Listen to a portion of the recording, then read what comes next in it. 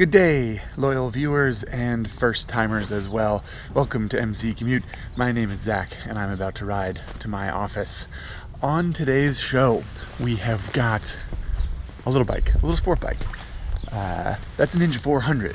I grew from the Ninja 300, which grew from the Ninja 250, which has been around approximately since the Jurassic era. So we'll talk about the evolution of the baby Ninja, and we'll talk about the class a little bit, and hopefully some other interesting stuff as we take this brand new for 2018 motorcycle on the daily commute. So join me, won't you? Okay. All right, okay. Ninja 400. What we got here? New wheels that are lighter, I believe. ABS, which it had before. That's $200 option, or no, $300 option, I believe. 310 millimeter little pedal rotor that Kawasaki's been doing for a while now. 2-piston Nissan caliper. This KRT, Kawasaki Race Team paint, or decal package or whatever. I believe that's a $200 option. But yeah, it's pretty snazzy looking motorcycle. And then a little spoiler alert to my least favorite part. See this little mark on the muffler guard? That's because that's where my foot hits. Everybody's foot hits, annoyingly. Anyway, yeah, Ninja 400. I do think it got better looking. That's my impression of it anyway. I think vroom, vroom. I think it's a handsome looking little machine. I never really loved the way the 300 looked. It was okay, but not great. But I think this one's like, I don't know. It's cool. Okay, enough already. Let's go. Alrighty, so yeah, lots to unpack. As Ari said in his First Ride article, which I will link to in the description of this video, if you point to a part on the new Ninja 400, it's probably been updated or is new from the 300. So it really is a pretty comprehensive overhaul. Now it has a 399cc parallel twin, 180 crank, so the pistons are going up in there like that. And it weighs about 370 pounds. It makes about 43 horsepower. Friendly reminder that there's a short list of stats in the description of this video, as well as a link you can click to see some more specs on it and a dyno chart. I put the question out on Instagram of what you guys wanted to know about this bike. A lot of people wanted to know what the engine's like and how is it different other than being, 104 cc's larger, 103 cc's larger, I think. I don't really know what to say to that. It's not much different. It feels similar. It's just stronger. It's bigger. And 100 cc's from 296 to 399 is a big jump. So it's significant. Plus, the bike is lighter than it was before. So, big strides for sure. And here we go off. Oh, good looking old Corvette. Corvette? I think so. Good looking car. Here we go off of the first bit of performance. And we're up to the speed limit already in first gear, going 40 miles an hour, no big deal. That brings up a point actually, because people who think little bikes are too slow or whatever, you can ride them fast, and that's kind of what's fun about it. You can like wring its neck a little bit, you can like hold it wide open, which you just can't do with an R1, really. I mean, you can't do it legally, and you can't do it wisely, that's for sure. Now is about the time we usually talk about ergonomics, and this bike is pretty good, I have to say. It's pretty comfortable. It's got kind of a sport touring kind of a feel to it. It looks real racy, right? You see it on a showroom, you're gonna think like, oh, it's probably, it's gonna feel like a 636 or a ZX10 or an R6, or it's gonna be like a real racy bike. But these beginner bike, 300 class sport bikes are typically a lot more relaxed. They're realistically a much more relaxed riding position. The bar is quite a bit higher, and that's good news for you and me and everybody, because they're more comfortable. And if someone's going to go and buy this bike as their first bike, then they're going to ride around and they're going to think, this is pretty fun, it's pretty comfortable, I like this, I could ride it all day. But practically, this is a very nice little motorcycle. The seat does sort of pitch forward a little bit more than I would like.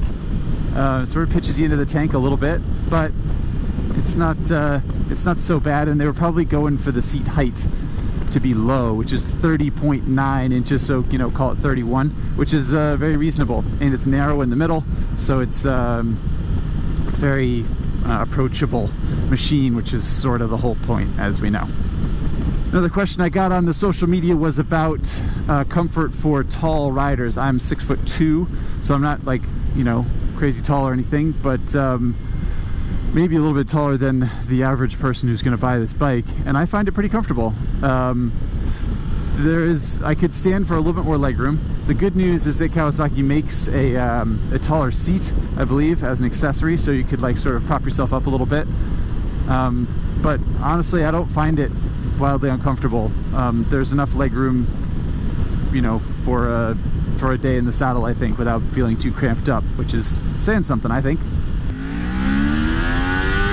Oh, I touched the rev limiter. 12,500, I believe. 12.5 rev limiter. As for the sound of the engine, the actual sound, I've never been a big fan of the 180-degree parallel twin sound. But anytime I say that, I get people that say, I've got a Ninja 650 and I love the way it sounds. Or I have an R3 and I love the way it sounds. And if you love it, then that is just balubas. You have a good time with that. Don't let anyone else tell you how your bike should sound or what you should like, because that's malarkey. I prefer the kind of bassy note of an FZ07 or an R1 or you know, that kind of thing, but that's just me. All right, real acceleration test here.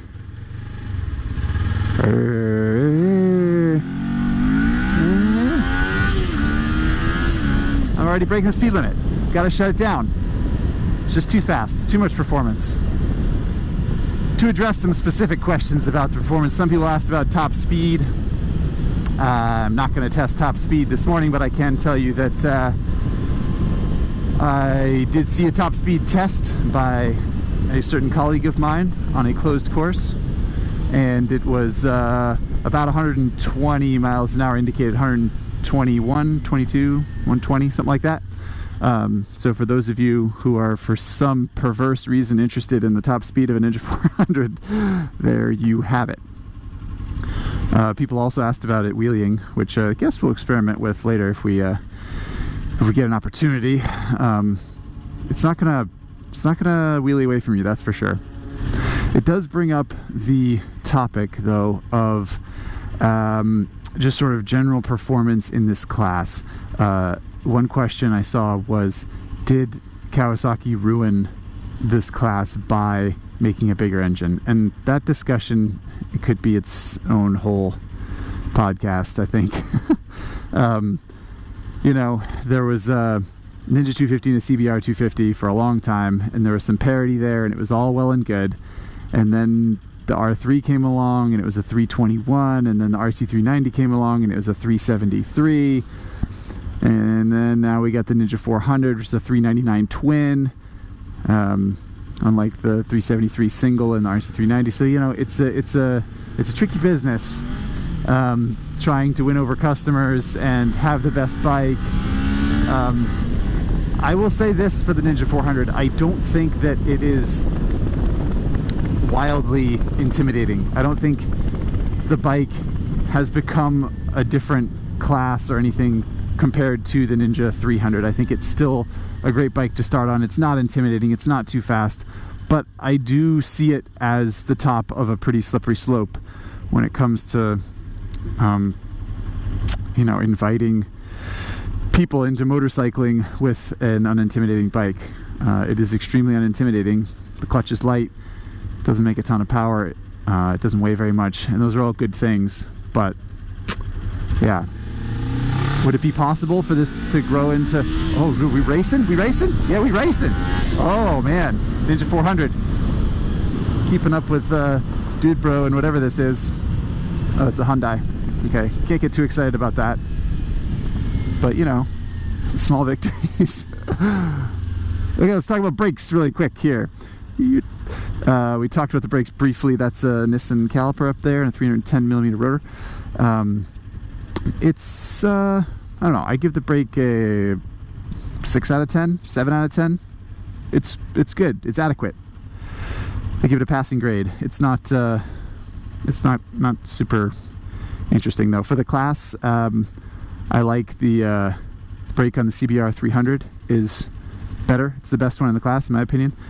The RC390 also has a better brake than this does. The R3 brakes are not great. Zzzz 250 brakes are not great. So that gives you sort of an idea of where it sits in the class. Ari said when he rode this bike at oh, racing again. There he goes. Yeah, get it. Full Ninja 400 street race with that Hyundai. Good stuff. Anyway, when Ari said he rode this bike on the track, the front brake did fade a little bit, which is too bad to hear. And the lever is not adjustable, as you'll know if you saw the. Whoa! Quite a red light there, fella. Now, yeah, you'll learn a little bit more about the brakes if you were to click on our On Two Wheels episode with this small sport bike shootout. Again, I'll put that link in the description of this video. And off we go into the meat grinder of California traffic.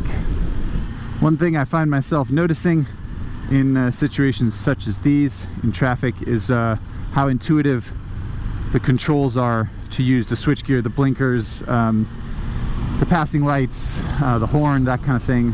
And this is an area where the Ninja 400 does really well, in my opinion. And it's probably because Kawasaki knows what they're doing when they build motorcycles. They've been doing it for a long time now.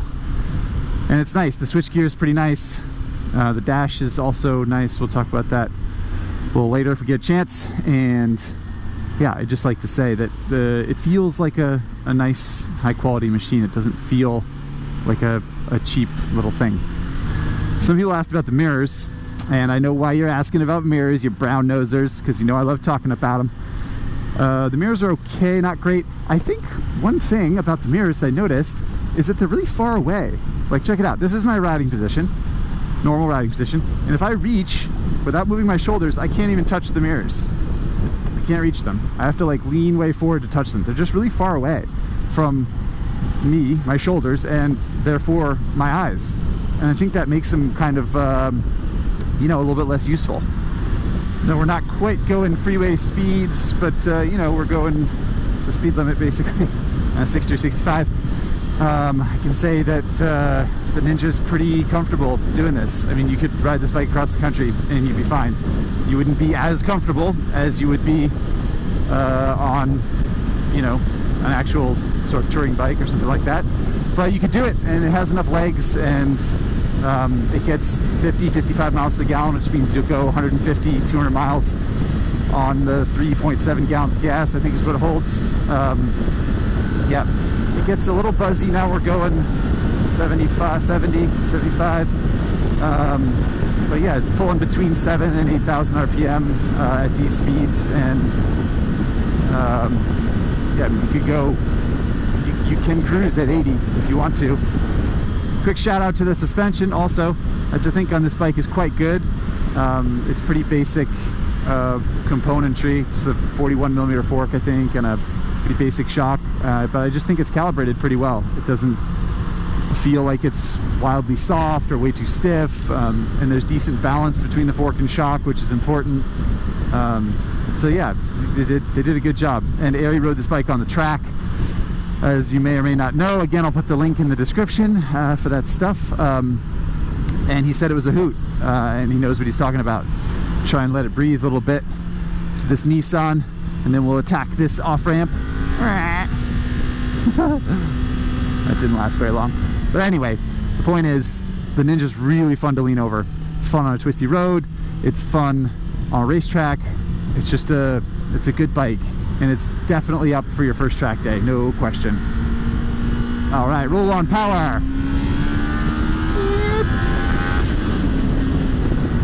I think that's where the bigger engine really kind of comes into play, is that kind of thing, you know, just like rolling it on in third or fourth gear and, you know, catching up to or passing traffic or something. That's where that the engine's going to help. And if you live in a place where you only have to go 55 or 60 miles an hour, then honestly it's not really going to do anything for you beyond what a Ninja 300 or even a Ninja 250 would do. But if you live in a place where the freeways flow at 80 miles an hour, then the extra displacement will be worth something to you. So some people want to know how it compares to the other bikes in the class. We talked briefly about brakes. It's faster than the other bikes in the class. As for the commute, I think the suspension is better calibrated than say a Yamaha R3. It feels more like a CBR 300 in that respect. The CBR 300 has very balanced suspension.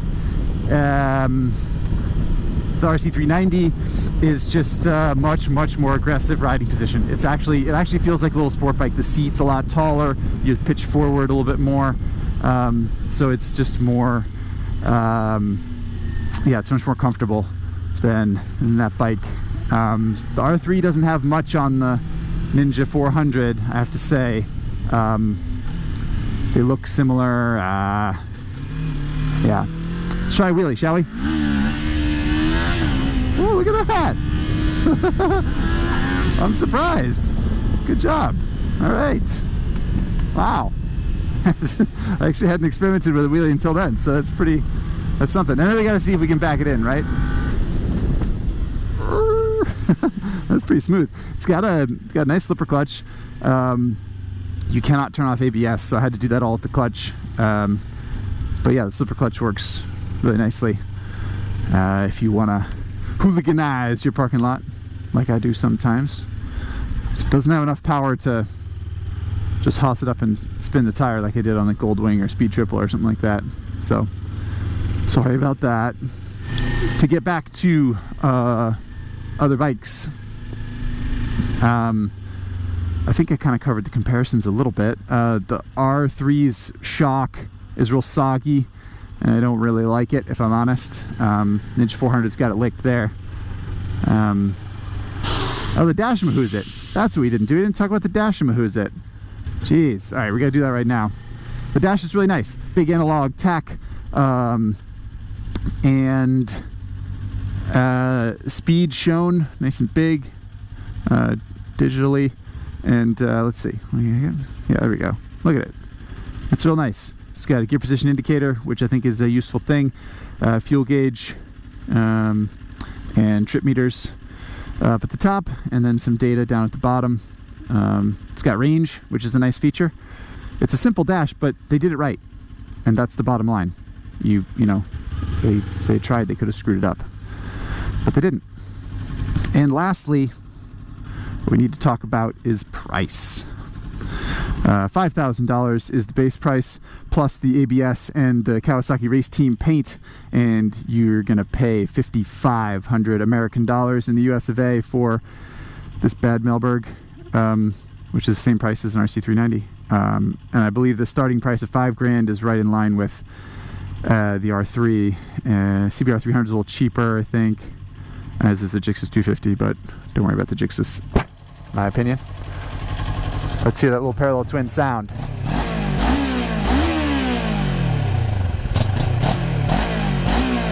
Does it kind of sound like a Ninja 300 or an R3 to you? Well, it should. It's basically the same thing, it's just a little bit bigger. So there you have it. Ninja 400. All right, I saved some questions from you guys. Again, we're gonna go through these real quick. Which one buy as a daily driver, this or the 390 Duke? I don't know, good question. That's really about taste. I like naked bikes. I might get the Duke, but this is probably better on the track if you're ever going to do a track day. Oh, enough motor to practically ride with a passenger. Yeah, I think so. You know, it's not going to be, not going to tear your arms off, and I don't know how comfortable said passenger will be, but yeah, I think it can do it. What's my take on the oversaturation of beginner bikes? No such thing. beginner bikes are great, even for people who aren't beginners, such as myself. And I don't think there's such a thing as too many, because even if they're really cheap, that means they're going to be even cheaper on the second hand. It's going to drive prices down across the market, and I think more people will end up paying less for motorcycles, so I like it. Since it's lighter than the 300, does it get pushed around more on the highway? No, absolutely not. It's fine. Do you think it's worth the Ninja badge? Yeah, I do. Absolutely. Especially if you think the 250 or the 300 was worth it.